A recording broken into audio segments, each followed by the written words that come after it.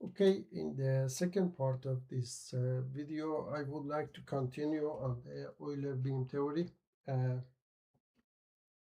as we discussed, there are two major assumptions considered for Euler beam theory, or shall we say technical or sometimes engineering beam theory, also referred to this theory. And in our coordinate system, we define that our displacement downward is positive in the z direction, and x about the is along the axis of the beam. This axis could be neutral axis or any other axis that you may consider, but usually the neutral axis is considered as this x. And the two major assumptions that plane normal to the this axis remains normal and they remain plane, and as a result of that we got that any transformation or deflected cross section vertically as a rigid body and then rotates as the same amount as the slope of the beam at that location. Now, there are two very important points here in terms of the sign convention that I would like to describe here. We have dw dx, call it theta, and then we have phi. So this is the rotation of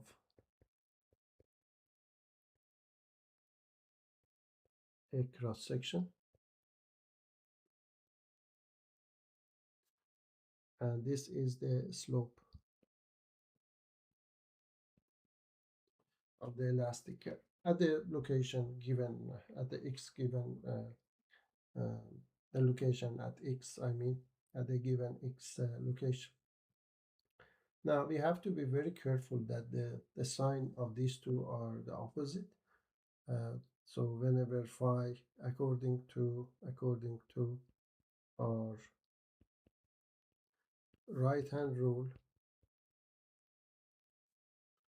phi is positive counterclockwise and phi is negative clockwise. If you go back here, that is easily seen that if we rotate uh,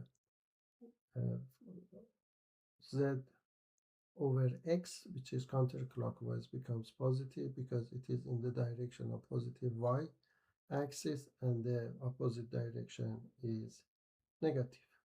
Now, this is the rotation of the uh, cross-sectional plane. However, if you have positive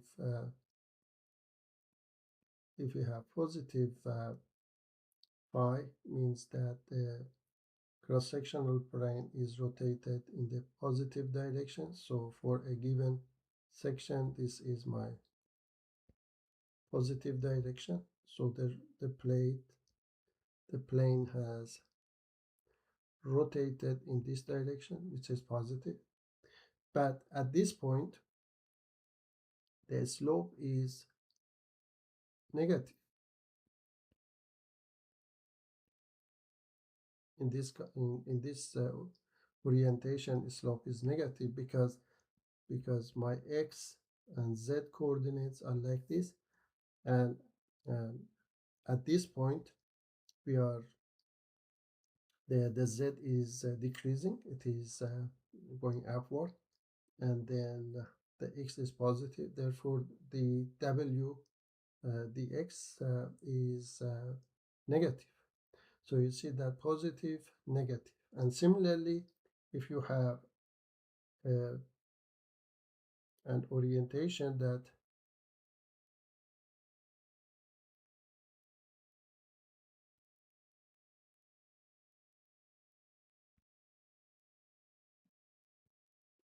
let me draw it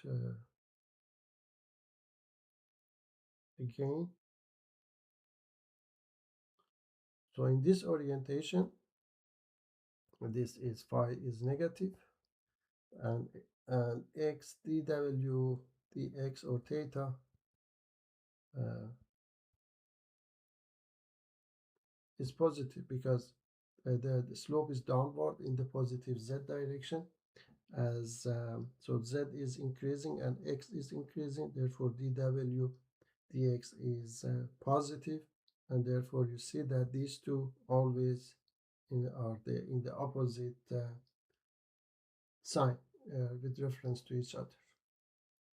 So we can generate a very general rule here that the sign of phi and sign of dw dx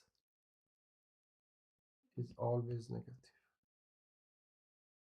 If phi is positive, dw dx is negative, and vice versa.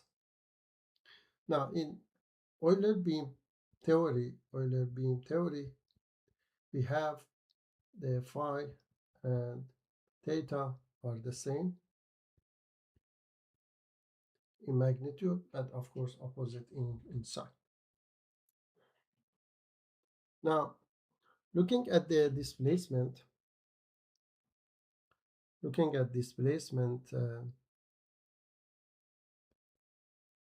vector,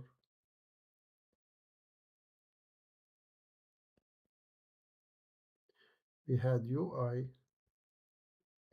ux, z, 0, and w as a function of x. W is straightforward. It is W is positive downward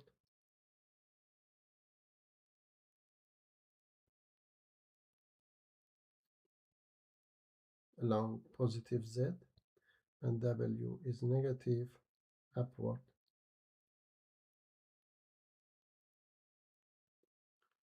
along negative z, because our z axis is considered to be positive downward. That's very straightforward. Now how about u? We discussed that u is the magnitude I discussed, that u is z phi, but phi is dw dx. But since phi and the w dx theta slope have different sign, then I can say that phi is minus dw dx. Therefore, my u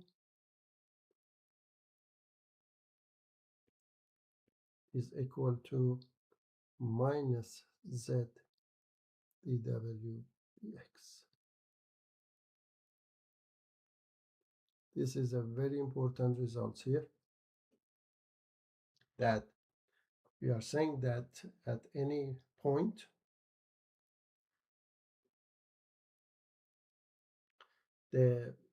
after the cross section is deflected as a rigid body and as a rigid plane actually, in the z direction, then it will rotate about the point at the elastic curve by the same amount that the slope at that point is. Now, if you, maybe I draw this again here for example to test this. So if I have a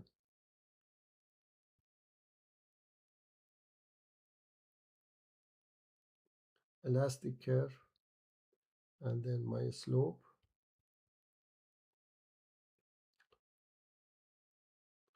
so we are saying that the normal to this plane is in the same direction of the slope. Basically, that's what we are saying. We can also interpret this this plane normal to not actually remain plane, and plane normal remain normal, is in other form of saying it is that the normal to the cross-sectional plane is aligned with the tangent at the at that point at the elastic curve. Okay, so since this is it, maybe I pick up another color to be more distinct here. So at this point goes to this point after rotation of the cross section. So this is a negative z because it's above the neutral axis, or so therefore my u will be here. My u will be, maybe I write it here, will be minus z dw dx, and this becomes z dw dx, which is positive, right? So, and that is true because this displacement is in the positive x direction. Now, whereas this point, maybe I should draw this again.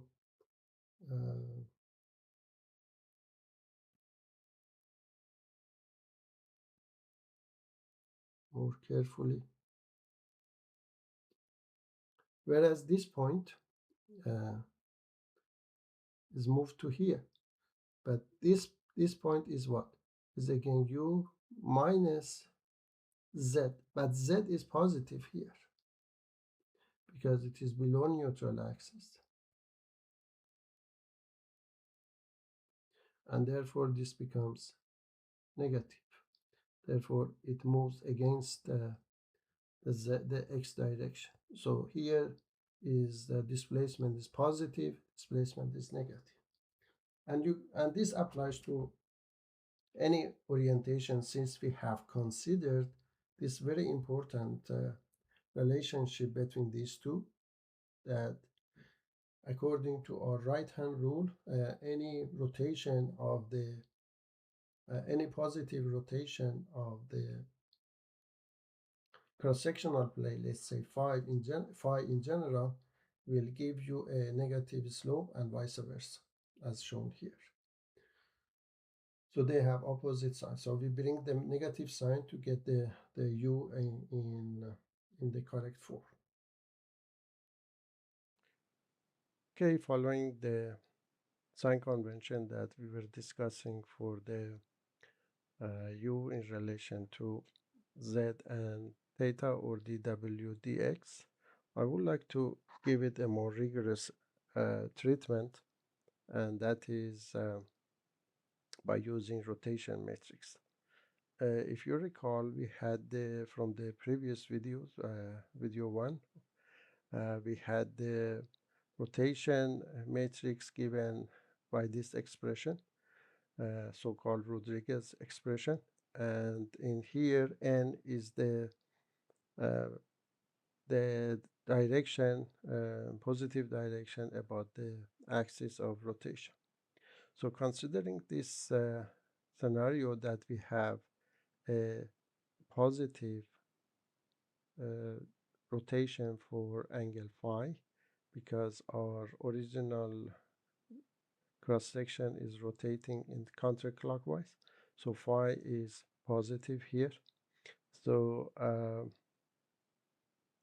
therefore we will have a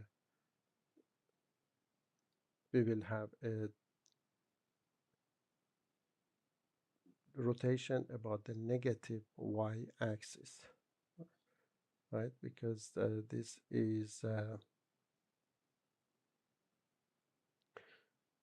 okay. So this Rodriguez, actually this is positive, so this is correct. The direction for normal unit vector in the direction of the rotation is along the positive y-axis. So my n would be 0, 1, 0. That is the rotation that we have here. Therefore, we can get our passive rotation matrix. Notice that there will be a minus sign here because this is 1, 3, and 1, 3, 2 is negative. So therefore, I will get a negative sign here. Okay, and then now we remember that when we say passive, we mean that we keep the material point or any vector in our coordinates fixed, and we rotate the coordinates. But we don't have this situation here. We have an active rotation. In other words, the material will move from from this point to towards this point. Original material is here, and this will move to the new position. So the rotation is, as I mentioned, is positive, and therefore this is my passive. But my active rotation is actually minus y, or if you like, the transpose of this matrix. So I will bring this transpose. So this is my active rotation. Now what I want to do is to get a z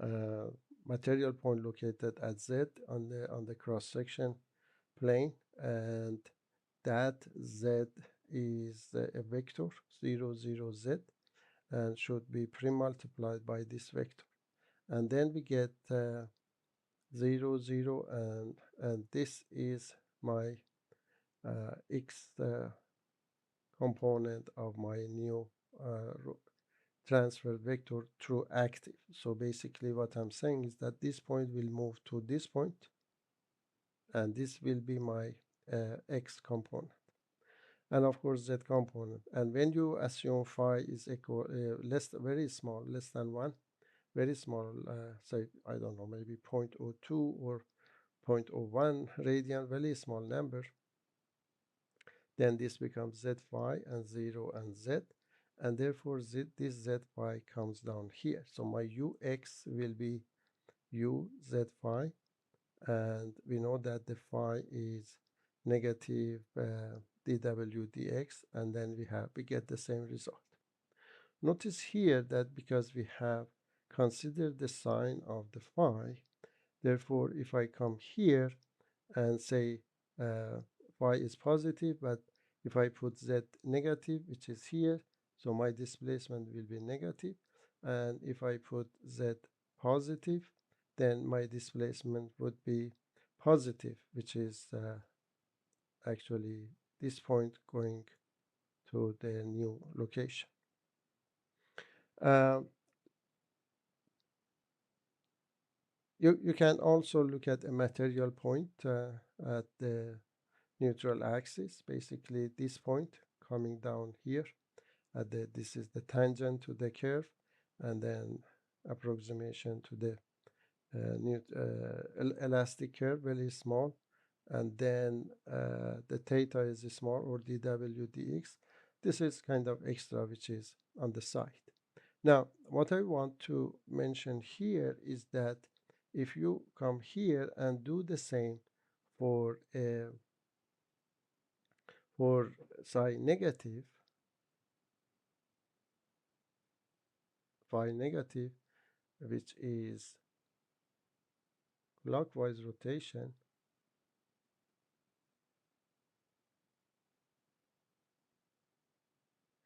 your unit vector will be 0, -1, and 0. And you can follow the same procedure here, which is given here. First, find the uh, passive because of this minus sign. This will become plus, this will become minus, and then the active will be inverse of that, which is becoming except something like what we have here. Uh, Now, when you multiply, having a minus sign transpose of this actually, so you get a minus z phi, but your phi is negative, therefore you get another compatible with this, which is z phi. So I leave that as a practice for negative rotation of the cross section. So this is the procedure, very accurate and very rigorous procedure to or method to uh, calculate the new position of the deflected or rotated cross section, and based on that, this sign convention ambiguity will be removed. And then when you get your phi, then you come back here and use this relationship here, and then you or basically this one, which says that the sine of phi and sine of omega are opposite to each other. So that is nailing the sign convention, as I mentioned in the previous section of the video. And in the next part, we will move to the calculation of the strain tensor. Thank you.